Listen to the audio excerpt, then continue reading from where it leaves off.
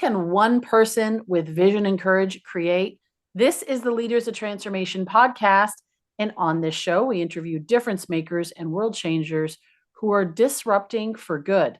I'm your host, Nicole Jansen, and our guest today is Luke Mickelson. Luke is the founder and executive director of Sleep in Heavenly Peace. This is a volunteer driven nonprofit that is dedicated to building and delivering handmade, fully furnished bunk beds to needy children. You may have seen him on CNN. He was named one of the top 10 heroes in 2018. And to date, Sleep in Heavenly Peace has delivered over 140,000 beds and has grown to over 300 chapters in 4 countries with 276,000 volunteers. Today, we're going to talk about how a simple Christmas project with his kids launched this successful nonprofit, how it changed the course of his life, and sent him on a mission to make sure that no child ever sleeps on the floor. Luke, welcome to the Leaders of Transformation. We're excited to have you here today. Wow, thank you. Thank you for that. My It's good to be here. It is good to have you. And man, I am so excited about what you're doing and being able to share that. And then we've already been talking about even locally here what we might be able to do here in North County, San Diego. Before we dive in, I do want to do a shout out. I always do this. Do a shout out to the person or the team that has made the connection. And so Oscar Hamilton and the team there has been amazing, sent me amazing guests, and I'm just so grateful for them making the introduction. So thank you to them for recommending Luke for the show. Yeah, huge shout out. They're great people. Yeah, absolutely. So Luke, tell us about this initiative. How did you come up with this idea? Where did it start? No problem. Well, thanks for having me on. Number one, it's always a pleasure to be able to share the story of SHP and where we came from and where we're at now, because it really, I tell everybody, keep in mind, I'm just a farm kid from Idaho. I loved starting businesses. I was in corporate America for 18 years plus, and was buying a business and the whole 9 yards. And but maybe like many people out there, being 35 ish at the time and not knowing what my purpose is, other than I'm a provider for my family. I go to work, I do all that jazz. I want to be successful. It just never filled this hole. I seem to be getting bigger inside of me. I always consider myself a pretty cool guy, I guess. I was a hunter, fisherman. I served in my church community and activities. I was what was called a young men's president, which was kind of I sought after the spiritual responsibility of the boys and the activity of the boys during the week from the ages 12 to 17, 18 or so, and which was basically Boy Scouts. So I was the leader of the Boy Scouts, and so I like to serve my community with them. I coached a lot of them, coached my kids. So I don't know, I'm just your average Joe. but really back in 2012, what changed all of this and changed my whole life, literally my whole life, was one family that in serving in this position as young men's president, they talked about this family that was in need, and it was mother, a school bus driver. The father had a hard time holding down a job. He had some health issues, and the kids were sleeping on the floor. Now, when I heard that in these meetings, I was like, my gosh, certainly they're actually sleeping on a bed. They've got a floor, maybe match or something like that. But no, these kids were actually sleeping on the floor. And that was so shocking. And I had young kids at the time too. Thought of them sleeping on the floor day in and day out. And I have actually slept on the floor too. Not fun, not comfortable either. Never get a good night's sleep. And so I said, you know what, me and the boys, me and the scouts, we'll take care of this. And it was fun talking to those Boy Scouts. They actually got pretty excited. And I don't know about you, trying to get 12, 13-year-old Boy Scouts excited about anything, especially when it comes to work, is a daunting task. But anyways, I was shocked by this. And I went home that night and I was so excited. My daughter had a bunk bed we purchased a long time ago, and I kind of patterned it after that. And I figured it's pretty simple. I can get out of a box and use a power tool. Funny thing is, I didn't really have any power tools. I had to use my wife's because she had this little frame making business back in the day, and she had some tools. I didn't really have any. And so I'd never built a bed before, but I was determined, and I wanted to teach these kids something. And also, gosh dang it, let's get an Xbox controller out of these guys' hands and let's put a drill in it and a sander and let's teach them something. And that's what we did. So for a couple of days there, we built this bunk bed. And when the boys, I didn't get to deliver because I had to stay and clean my garage, and it was cold. It was like first week of December in Idaho. If you've ever been around there, it's not pleasant outside. Let's say that. But they go and deliver this bed, Nicole, and they had such an amazing experience. I wasn't there, but the next day their parents came up, the other scout leaders came up, just said how much fun the boys had, and I'd heard from the boys. I mean, brought me to tears, and for two reasons. I was happy for them, and also sad that I didn't get to experience it. And so I remember sitting on my bed or on my couch, a couple of days later, and my kids were kind of complaining about the presents they knew I wasn't going to get them, you know, and still feeling this, this, for lack of a better term, a faith crisis, if you will. Who am I? What is my purpose? Am I just day in and day out, worried about how much money I make and how many things I've got? Are my kids well provided? They want this, they want that.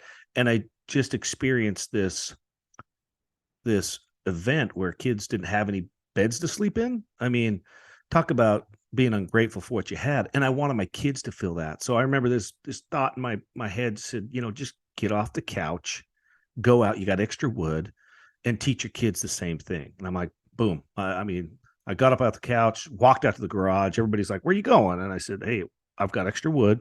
You and I are going to build another bed. Had no idea where to go or where to deliver it to. So, but we just built it because we wanted a family Christmas project. I wanted to teach these kids the joy of giving back, the joy of building something, and appreciating the things that they have that others don't, especially a bed. So we built it and didn't know what to do with it at the time. My wife recommended, why don't you put it on Facebook? Free bed on Facebook. I kind of rolled my eyes going, oh, great. And this is back in the day where Facebook was kind of cool. It wasn't an old man thing.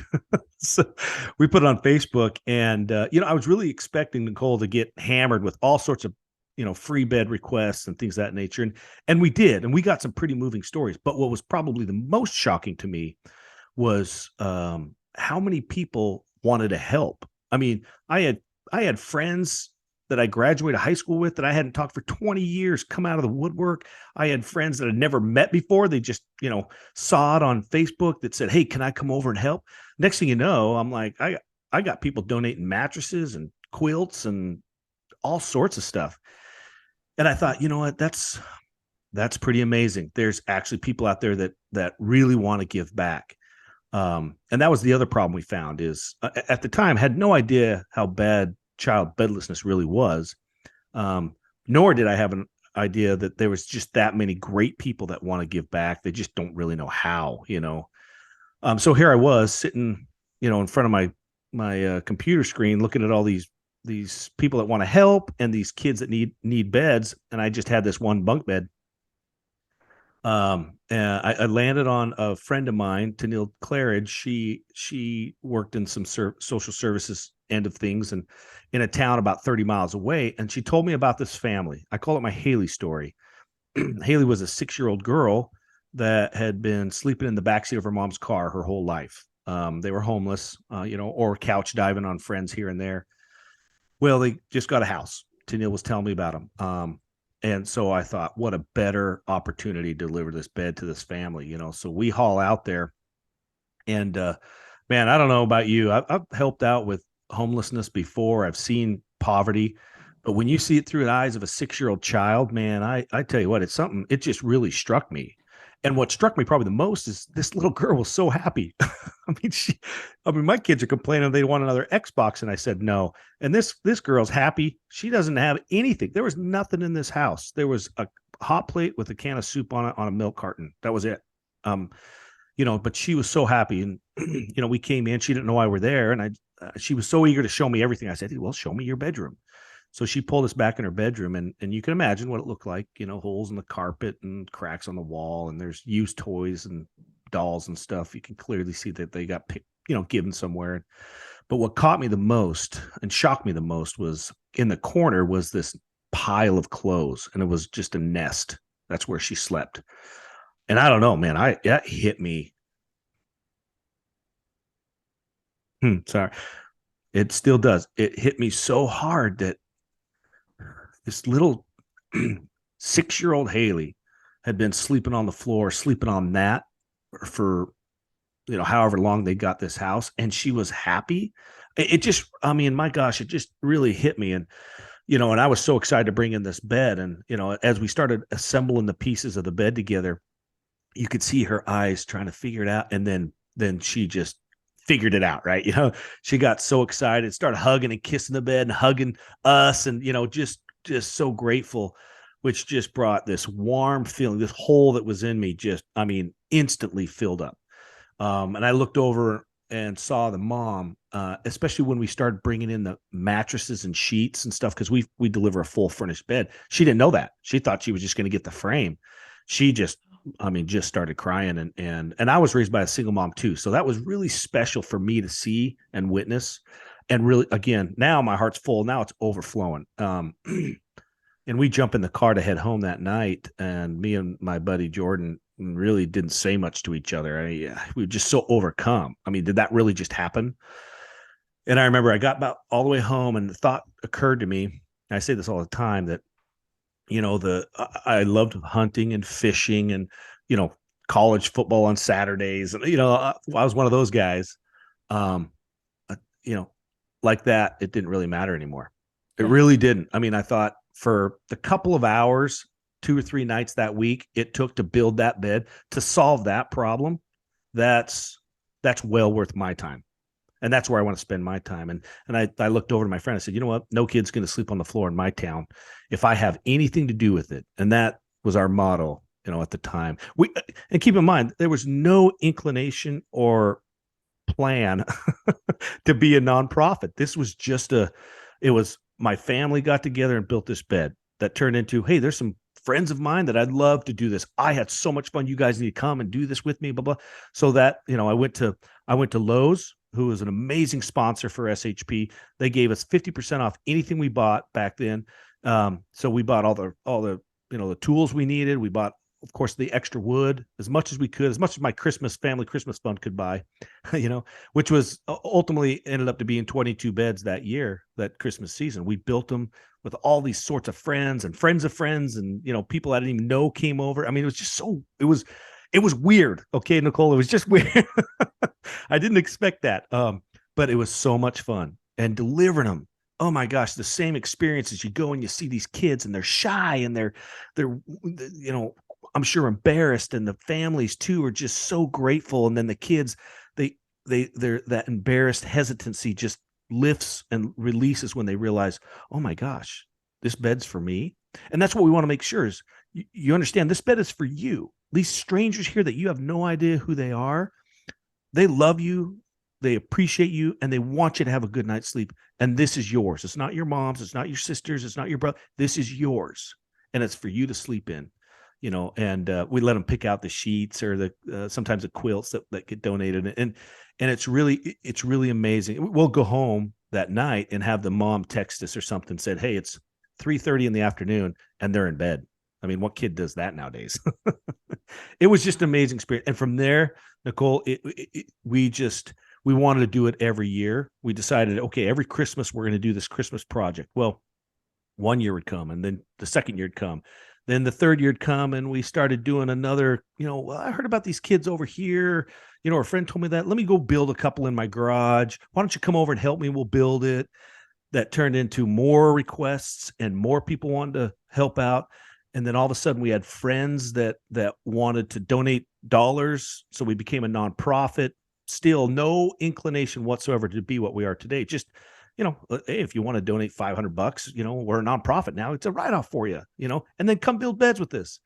Then it turned into friends wanting to start their own chapters. They wanted to do what you're doing. Can we do what you're doing? Can you teach us? Oh yeah, sure. In fact, we'll run all the administration stuff for you. You just worry on building beds, which turned into, a little guy named Mike Rowe, which we all know Mike Rowe from Dirty Jobs, right? He had this Facebook watch series called Returning the Favor. and he came to Twin Falls, Idaho, and surprised me and our organization with a warehouse, a desperately needed warehouse. And we went from 9 chapters to like 128 in five or 6 months, just like that. And since then, and that was 2018. Since then, we've grown to, like I said, over 330 chapter presidents in almost every state, 4 different countries. We build about 50,000 beds a year. And we're aiming for our millionth child, hopefully here in the next 10, 11 years. Wow. Yeah.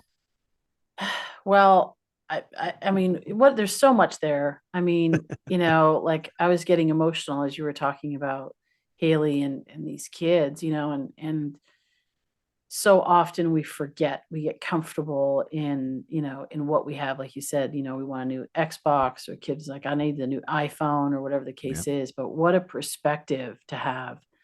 It reminds me of years ago, somebody describing giving out the children's boxes, the shoe boxes, Mm-hmm. and they gave this child this shoe box, and and the child sort of rummaging around in it, and then pulled out a pencil, and then gave the box back because they didn't understand that they got to keep the whole thing.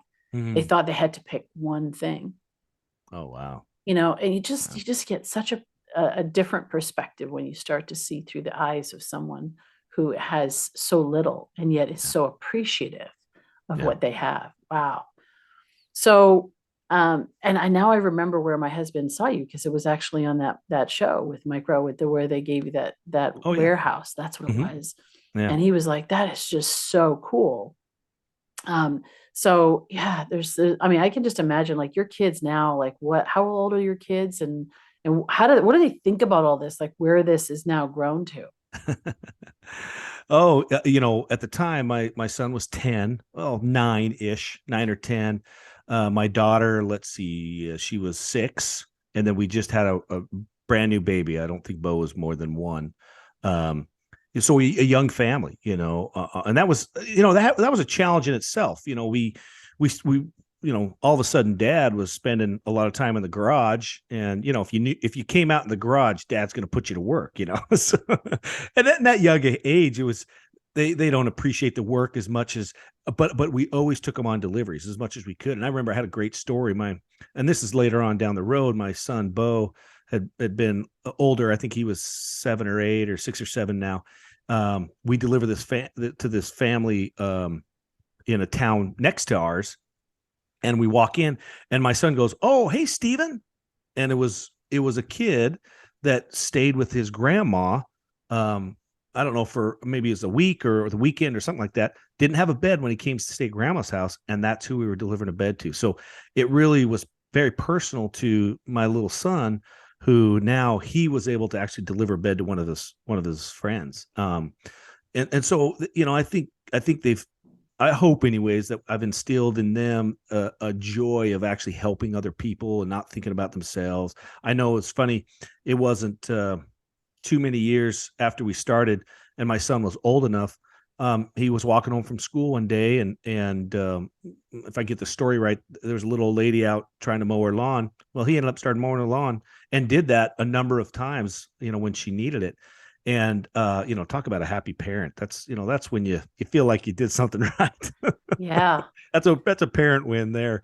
So it's been great to see them. It's challenging too. We're still trying to balance between life and as big as SHP is now. I mean, I do it full time. I travel all over the country, even the world, to share the message and reach out to people and let them know, and let people know the awareness of child bedlessness and how bad it is. And if you're sitting in your own hometown and there's not a chapter next to you, you can start your own and learn how to, give back. And so it's the most fulfilling job in the world, in my opinion.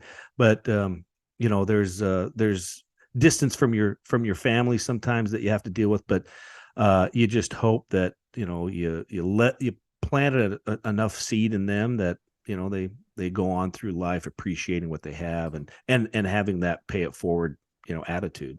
So Yeah.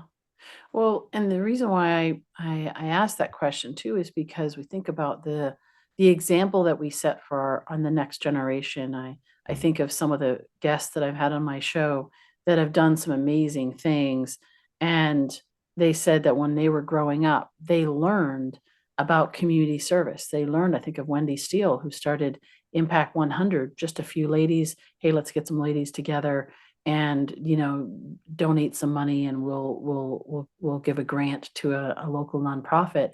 And now like have at the time that we had her on the show, it was like they had given out grants of like $80 million and all Wow. around the world from a simple idea. Hmm. And to Hmm. your point, that sometimes we think that we need to have this whole big plan and vision. So you can have a vision, and like I was saying in the beginning, is like, what can one person with a vision and courage create?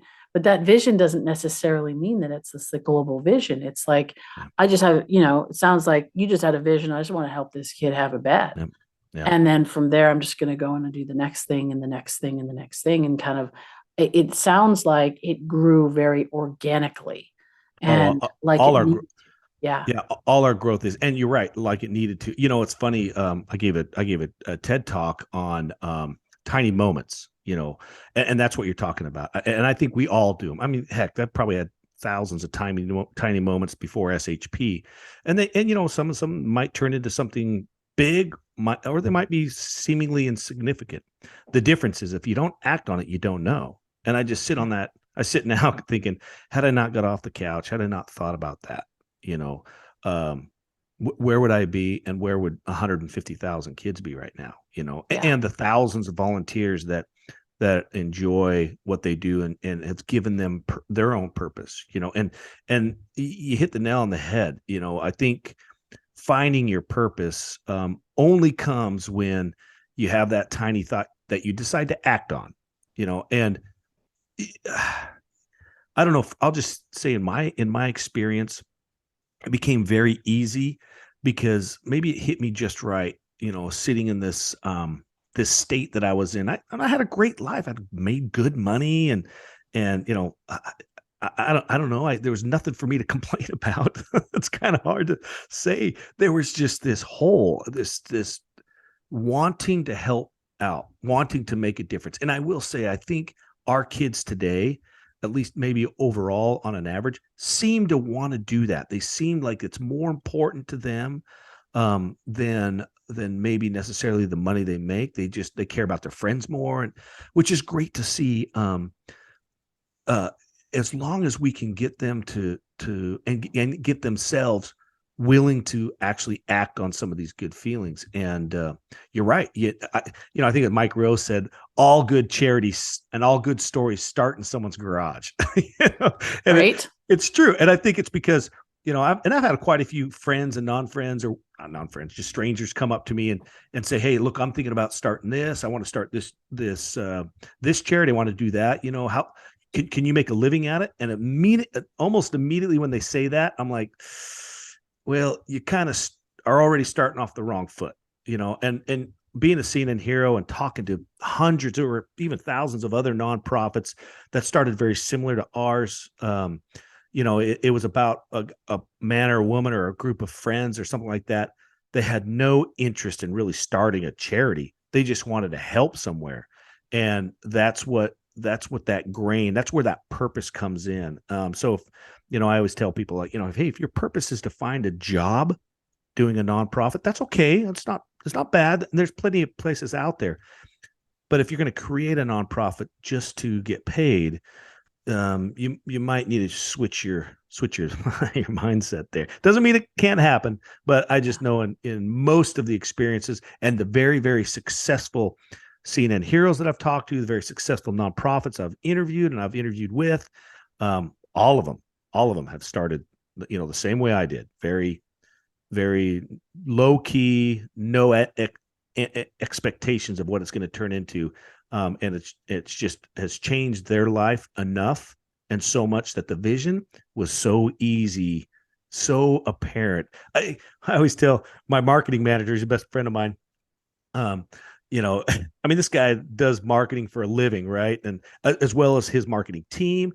And I'm not a marketing guy. I mean, I'm probably the least creative guy, but Nicole, there is something about when it comes to SHP, my mind is opened up. And he's like, I don't know where you come up with some of this stuff. They're great ideas. And I said, I don't either. Cause in my previous job, man, I can think outside the box a little bit, but not far. But when it comes to your passion, and when you find that passion, and that's all you can think about, and your mind explodes with ways to develop and grow and move forward and get people excited and stand in front of, we got a lot of people, a lot of chapter presidents, they call themselves introverts, or at least they used to be. These introverts now stand in front of hundreds of people at a given time, rattle off a speech about SHP and what they do, bring people to tears. And these are introverted people. Come on. It's because they found their passion and they love talking about what they're passionate about. Yeah, well, I mean, that's the thing. It's the passion. It's the passion. It we can easily logic our way out of things and get into fear, except when something is so big. That's why the importance of having that vision, that passion, that heart for something. And it's not a head thing, it's a heart thing. The head says, can I make money at this? How am I going to pay for my family's lifestyle and all that in the midst of doing this? The heart says, I got to do it because I got to do it. Yeah. So there's that shift that I think happens, and it's amazing how much courage, talk about courage, how much courage we can have when we see the big picture, when we see it's so much bigger than any fear that we may have. And I'd love to talk about that for a moment, because you talk about that void that I think there's so many people out there. I've felt that myself. It's like you have this void, we try to fill it with, you mentioned about Xboxes, we try to fill it with all the fun things, right? The pleasure, right? I want to feel good. I want to be happy. I mean, you ask people, what do they want in life, right? They want to be happy, and they want to have Yep. peace. They want to have a good life, and yet at the same time, they're trying to get to it through buying stuff, right? Maybe Yep. if I get that next, that bigger TV, if I go to the game, in person, or fishing, hunting, you mentioned all these things, there's nothing wrong with those things. Right. No.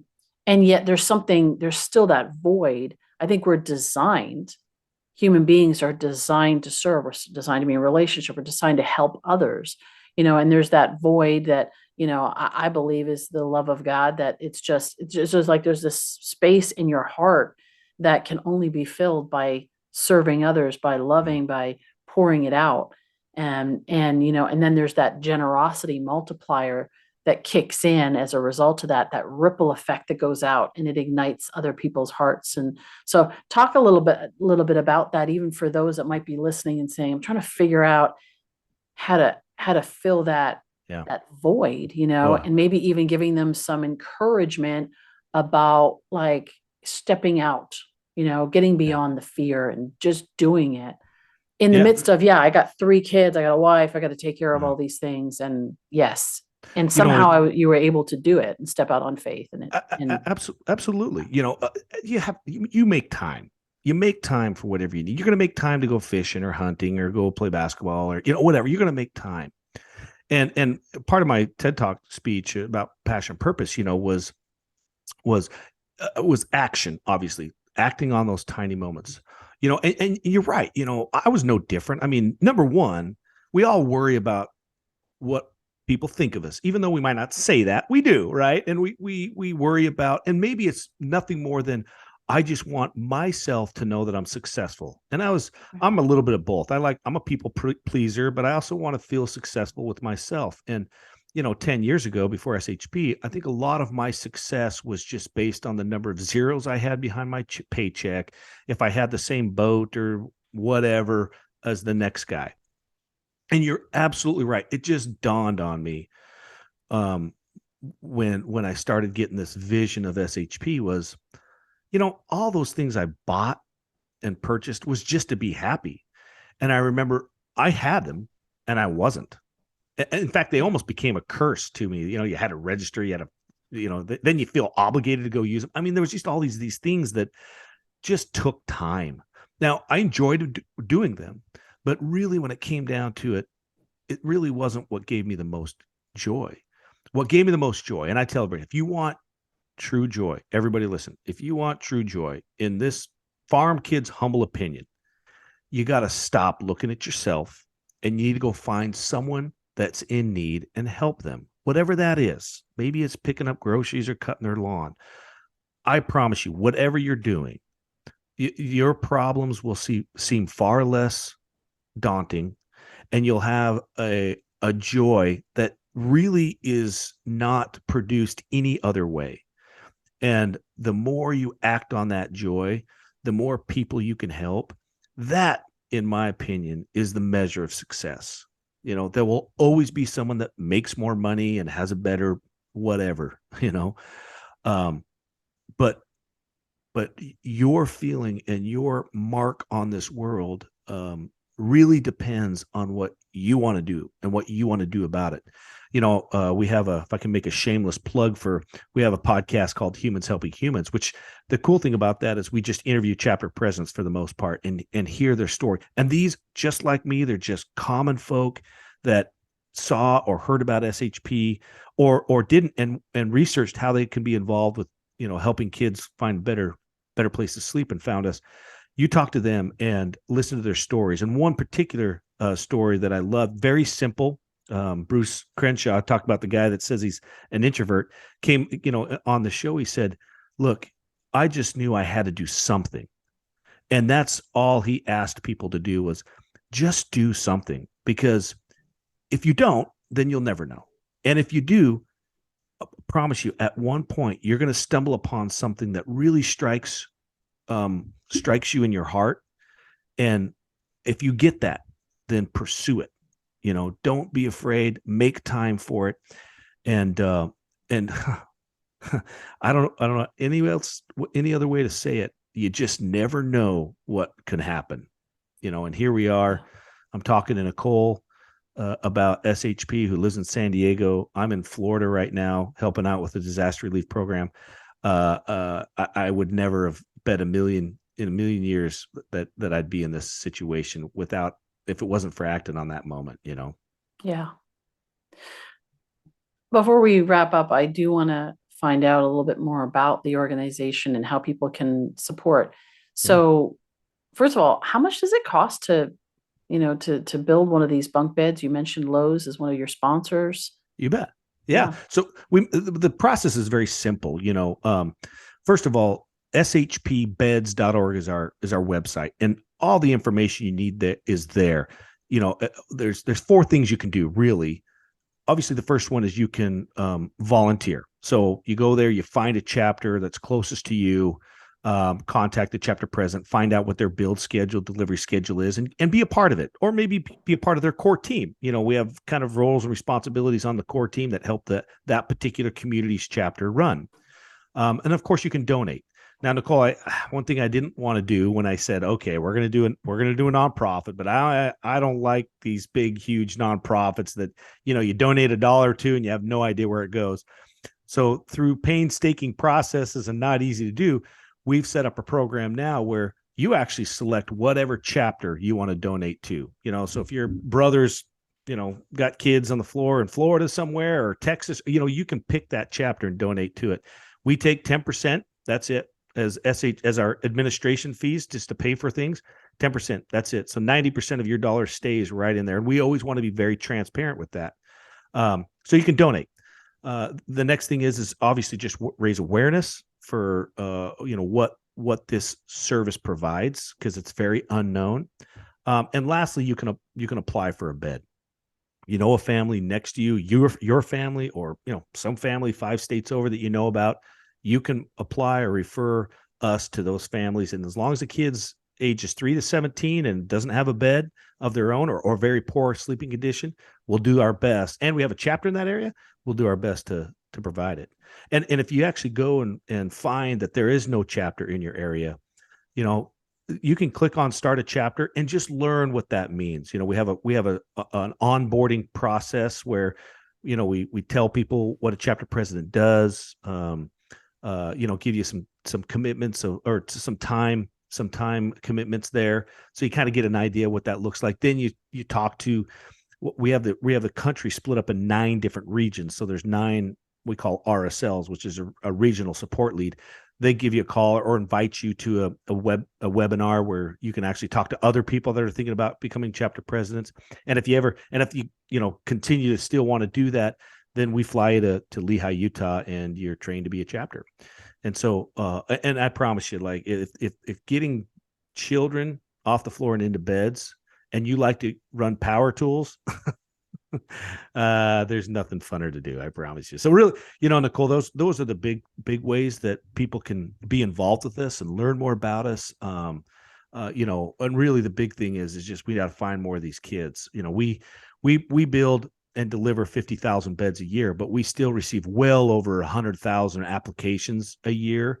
And we're relatively unknown. We've been operating for, we're into our 11th year now, but we really only been, nationally known for about 3 years. So it's been 3 or 4 years. So it's been pretty an unknown entity, and still is an unknown problem too.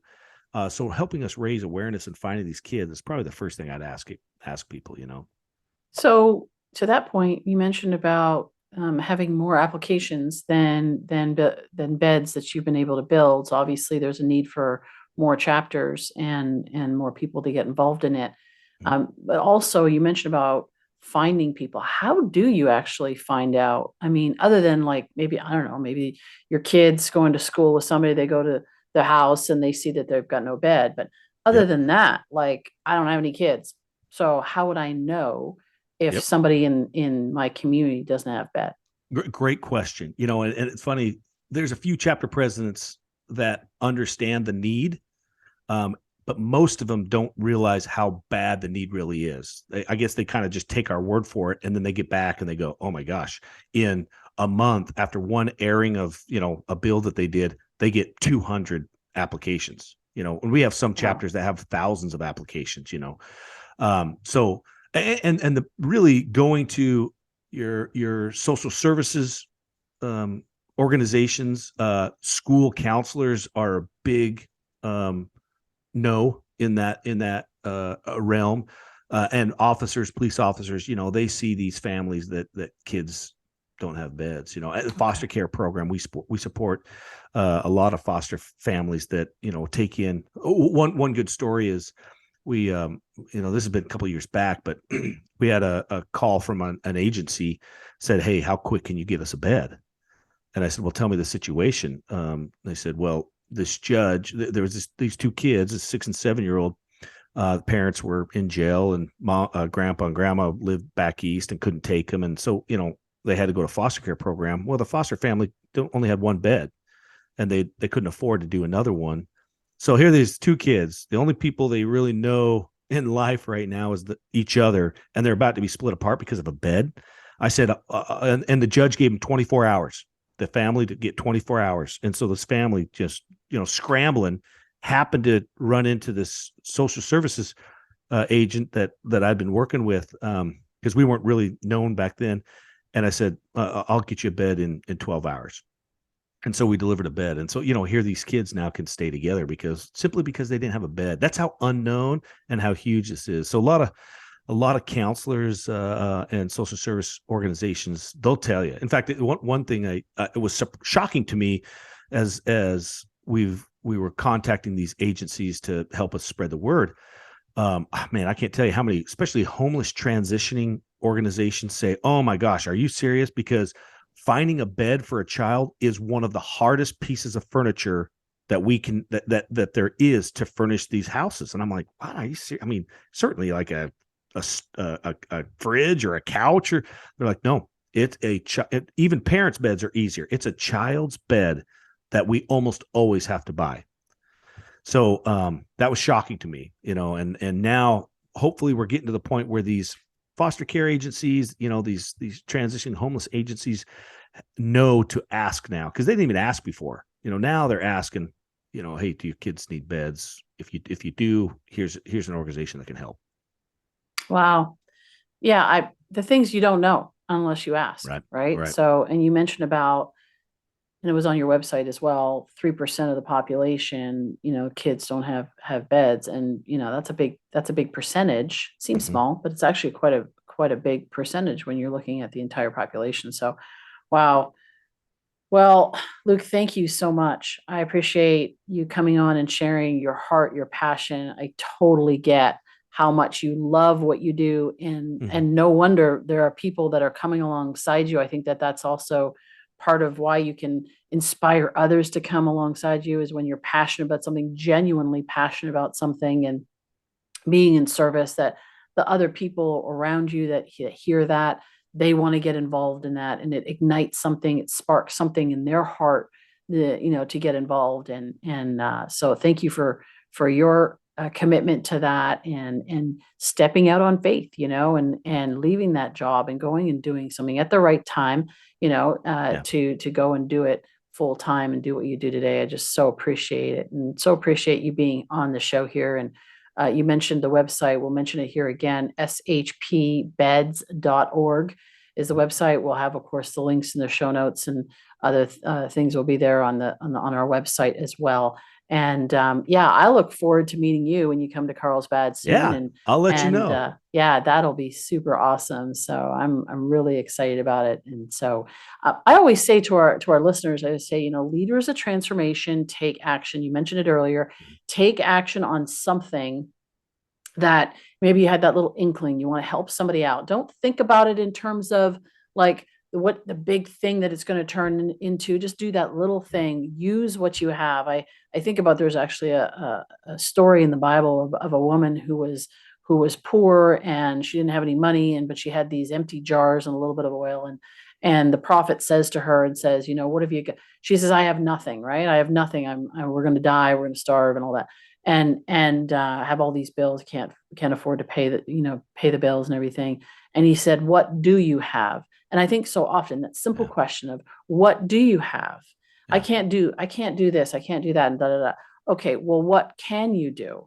What do you have in your house that you can use? And what a transformative story. And that's the same thing with you. It's like, what can we do? We can help this person, have a bed. Okay, and we can do this and we can do that. And from there, it's amazing what we can create. So I Yeah. encourage you to do that. Look at it and saying, what can I do? What skills do I have? Who do I know that needs help, that I can support? Whether it's a meal, whether it's whatever it is, just go out and help somebody today. And just, the feeling is, there's nothing like it. There's absolutely nothing like it. So we'd love to hear your stories. You can go on leadersoftransformation.com, reach out to us there. Of course, you can find us on social, and we just love to hear your stories and how you're making a difference in your community, or globally, nationally, however you're doing it. So we appreciate you being here. Thanks again for tuning in, and we look forward to seeing you next week on another episode of the Leaders of Transformation.